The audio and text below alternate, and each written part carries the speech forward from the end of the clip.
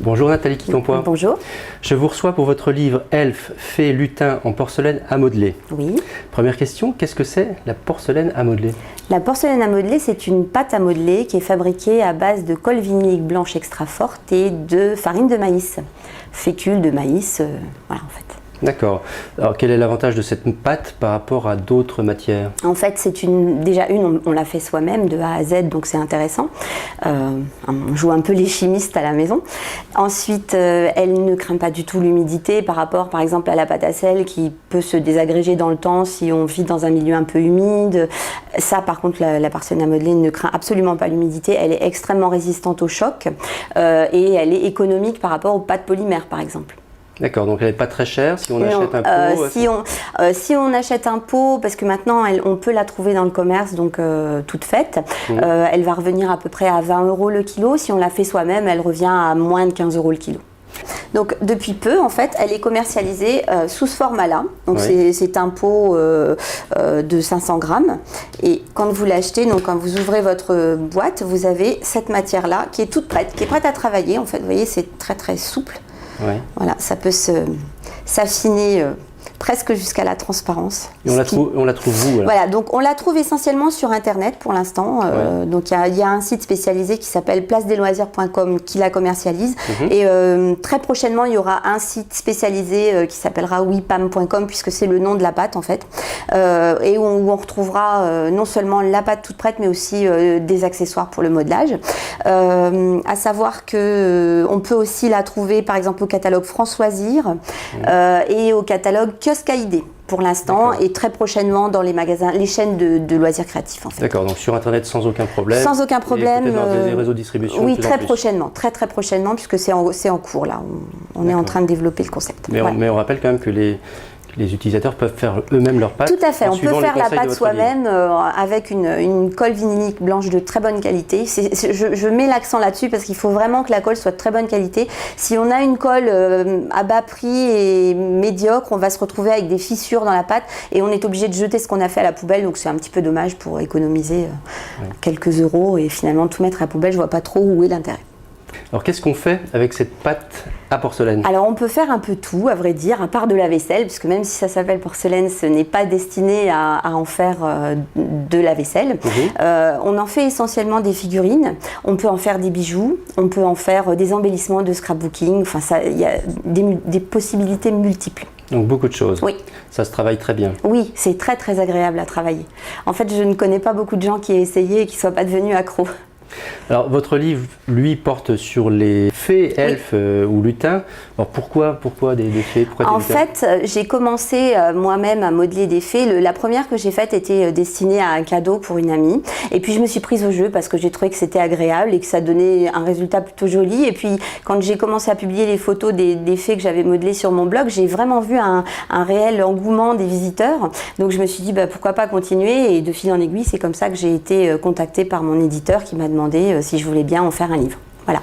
Comment on utilise votre livre? Est-ce que c'est facile? Est-ce que c'est progressif? Comment voilà, en fait le livre traite du sujet pour aussi bien les débutants que les gens très expérimentés parce que on a un petit recul maintenant. La porcelaine à modeler a fait son apparition en France à peu près en 2005.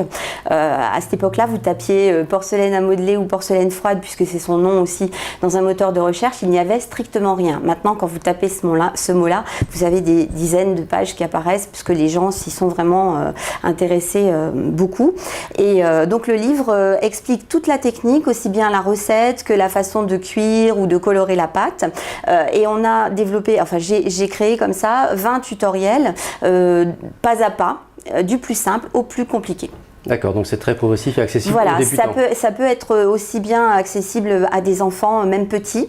En plus, il n'y a pas de caractère de nocivité de la pâte puisque l'ingrédient de base, la colle vinylique extra forte, bon, a priori est à base de végétaux. Donc bon, c'est sûr qu'il ne faut pas s'amuser à la manger à la cuillère, mais si l'enfant porte les mains à la bouche, il n'y a pas de risque de toxicité comme il peut parfois y avoir peut-être avec d'autres matériaux, d'autres médiums à modeler. Donc utilisable par les enfants et aussi bien sûr par les adultes. adultes, puisque Tout à c'est fait, oui. une activité qui intéresse beaucoup les adultes. Voilà, qui intéresse beaucoup les adultes et de plus en plus même le personnel de, par exemple, maisons médicales ou maisons de retraite qui sont intéressés justement à créer des activités. voilà, pour les activités manuelles des pensionnaires de ces établissements.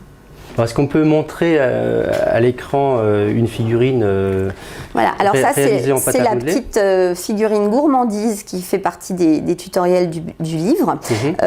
Donc en fait, au départ, la pâte est incolore et on la teinte dans la masse. Donc vous voyez, on peut obtenir toutes les nuances souhaitées. C'est-à-dire qu'elle n'est pas peinte à l'arrivée? Non, on peut la peindre, mais elle perd un petit peu son aspect porcelaine qui lui confère son charme. Donc l'essentiel des couleurs sont créées avec la pâte qui est elle-même colorée? La pâte, recolorée. Elle est vierge au départ, elle est incolore et on peut y ajouter des pigments ou de la gouache ou de l'acrylique ou de la peinture à l'huile. Moi, c'est ce que je préfère en fait, la peinture à l'huile. Je trouve que ça se marie bien avec, ça se fond bien et on ne salit pas les mains. Donc c'est pour ça que je l'aime bien. Et ensuite, on peut rajouter par exemple, jouer avec les vernis. Comme là par exemple, vous avez sur les petites cerises qui sont sur le gâteau, vous avez du vernis brillant, ce qui donne le petit côté glacé, idem sur les chaussures vernis. Voilà. Et ensuite, on peut rajouter des petits accessoires. Donc, en l'occurrence, là, il y a le fouet, les petits rubans dans les cheveux qu'on pourrait faire en pâte. Là, j'ai choisi de les faire en ruban. Et les ailes qui sont en fait des papillons décoratifs qu'on achète pour les voilages, tout simplement. D'accord. Donc, pour les couleurs, la pâte est recolorée. Voilà, elle est teintée dans la masse en autant de couleurs qu'on souhaite, tout simplement. Il suffit de pétrir quelques instants et puis c'est bon, on a le pâton. Et c'est une pâte, j'ai oublié de préciser aussi, qui se conserve très longtemps. Une fois que vous l'avez faite, donc une fois qu'elle est cuite, vous la mettez dans un film étirable et vous la rangez dans une boîte hermétique et un gros morceau va se garder facilement 6-8 mois sans problème. D'accord, donc voilà. ça se garde très bien. Ça se garde très bien, oui. Et pas besoin de le mettre au réfrigérateur, à température ambiante. Il faut juste éviter qu'il y ait de l'humidité dans votre contenant de stockage. Est-ce qu'on peut parler de votre blog également? Je crois que vous entretenez régulièrement un blog sur Internet. Il y a des mises à jour très très régulières. Qu'est-ce qu'on y trouve alors on y trouve en fait pratiquement tout ce que je fais au jour le jour. J'aime bien aussi ajouter des petites anecdotes, raconter des petites histoires. Quand je publie une photo de fée, déjà je vais faire des photos pratiquement sous toutes les coutures, qu'on la voit sous tous les angles. Et ensuite, je raconte une petite histoire autour de ce personnage. Soit parce que je lui aurais choisi un nom avec des consonances un peu spéciales, et puis j'aime bien broder autour, et puis ça met un petit attrait. Je mets souvent une petite musique de fond aussi, et voilà, ça met un peu de charme. Donc on retrouve ce blog en tapant Google. Voilà, Natacelle. donc on tape Natacelle, c'est mon pseudo en fait, mais comme c'est sous ce nom-là que je suis connue sur la blogosphère. N-A-T-A-S-E-L. Voilà. Très bien. Alors, est-ce qu'on peut également parler de la formation? Je crois que vous proposez des ateliers de formation. Voilà, tout à fait. Ça fait à peu près 1 an et demi que j'ai ouvert mon atelier. Donc, je suis en Seine-et-Marne, à Boissy-le-Châtel, qui se trouve à côté de Coulommiers. Et j'organise donc des ateliers, des sessions de 4 heures en général, sachant qu'il peut y avoir aussi des journées complètes ou des cumuls de 3 demi-journées, au cours desquelles on apprend donc à faire la pâte quand on débute. Et puis, on fait une création sur ce laps de temps-là. En général, j'aime que les gens repartent avec leur projet fini. J'aime pas quand ils ont des choses à finir chez eux. C'est toujours mieux de pouvoir aboutir un projet. Donc, on essaye de partir dans les choses pas trop compliquées. Bon, même si parfois certaines personnes ont envie tout de suite de faire des choses très élaborées, c'est à moi de leur dire bon, vous risquez d'être déçus et de pas y arriver. Donc, autant qu'on fasse quelque chose d'abordable. Et la formation dure plusieurs journées? Ça dépend. Je vous dis, il peut y avoir des stages consécutifs de 3 demi-journées. Donc c'est pareil, j'ai indiqué sur mon blog les modes d'hébergement qu'on peut trouver à proximité, parce que c'est une région qui est quand même touristique, donc il y a pas mal de gîtes. On peut se loger. Voilà, on peut se loger. Alors, pas chez moi, je ne fais pas gîte encore. Vos élèves en fait viennent de toute la France. Voilà, c'est ça. J'ai eu des gens qui sont venus à peu près de partout. Donc des élèves particuliers, mais également des professionnels. Voilà, maintenant j'ai des groupes de plus en plus qui s'inscrivent justement de professionnels, souvent de la santé, et qui viennent pour se former, pour pouvoir après transmettre les connaissances aux malades qu'ils côtoient.